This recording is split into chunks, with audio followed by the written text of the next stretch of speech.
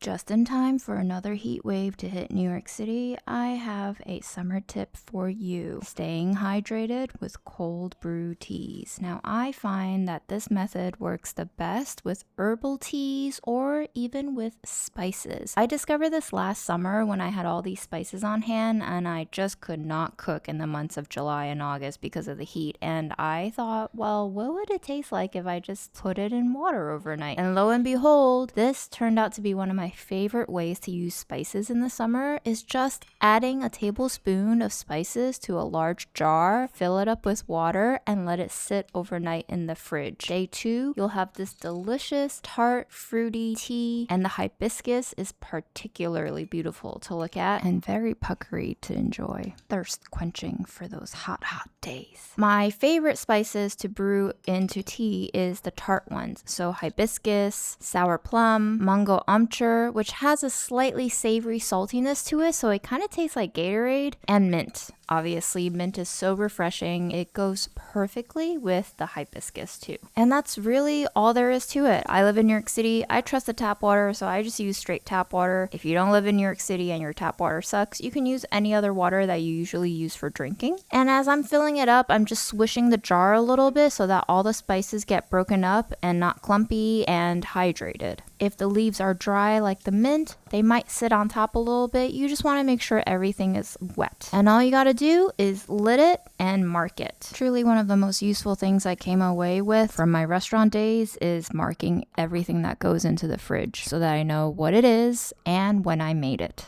This is also a practice that helps me practice how not to pay attention to expiry dates and pay more attention to experience. Over time, you'll get to develop a sixth sense for how long things last in your fridge. There's something really empowering about trusting your own gut instinct over externalized authorities. A small act of rebellion against Best By dates. I always like to make a few jars at a time, that way I have enough hydration to carry me through a heat wave. Sometimes water just gets a little bit boring. This makes me look forward to drinking something. A little bit of tartness really wakes me up. It tastes fruity, and the hibiscus actually has a lot of vitamin C in there, so it's good and good for you. Beyond spices, I also like doing this with herbal teas. Now, you can do this with oolongs and Earl Greys, especially the flavored teas. They carry that aromatic note really well just with cold brewing. You just might need to use a little more tea leaf than you do with hot water. The extraction is just a little bit weaker with cold water. Especially with higher quality teas, it's a little bit harder to infuse with fewer leaves because the leaves are whole, there's less surface area. So what I've stuck with is mostly herbal teas. For my good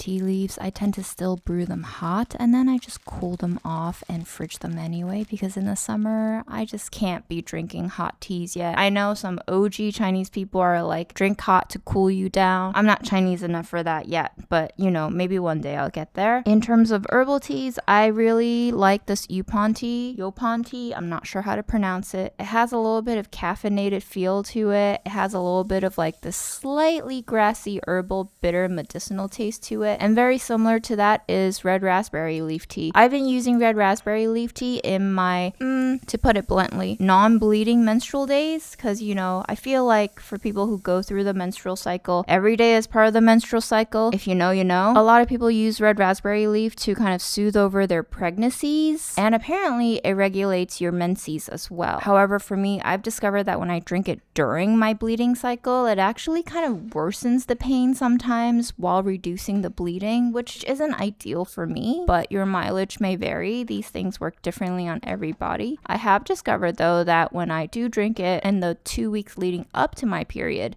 it tends to make my cramps a little bit easier to deal with. So I don't know if that'll work for you. That's just what I've been noticing for me on my end. As I've been getting older and as I've been dealing with long COVID, I have started discovering more and more that a lot of pain management in life is just trial and error, because not everything works for everyone. Yes, it can be exhausting to keep trying and trying and trying, but sometimes that's really just all you gotta do is keep trying. And then the day after, You take them out of the fridge, you check them for color. Once the color is there, the flavor is probably there as well, although the longer it sits, the stronger the flavor gets. Sometimes if you let it sit for 3 days, you can really taste the layers of nuance in the flavor. But after 24 hours, it's guaranteed to taste like something enjoyable, and I just serve it over ice. With the loose leaf teas and spices, I like to use a little strainer, but with the bagged teas, you obviously don't need that, so that's convenient. Pour it over your ice and watch it drip. I find this process very meditative. I love this kind of slow, step-by-step, waiting for it to drop into the cup to, really focus on something.